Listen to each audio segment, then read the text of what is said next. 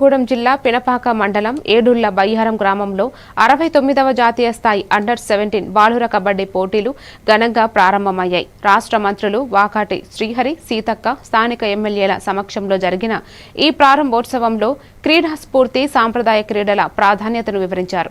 దేశం నలుమూలల నుంచి వచ్చిన క్రీడాకారులతో బయ్యారం గ్రామం జాతీయ స్థాయిలో గుర్తింపు పొందిందని నిర్వాహకులు తెలిపారు. ఈ కార్యక్రమంలో విద్యాశాఖ అధికారి నాగలక్ష్మి, క్రీడా శాఖ అధికారి పరంధామారెడ్డి, టోర్నమెంట్ అబ్జర్వర్ నిర్మల్ జగ్దే, సర్పంచ్ చంద్రరావు, కంది చారిటబుల్ ట్రస్ట్ సుబ్బారెడ్డి తదితరులు పాల్గొన్నారు.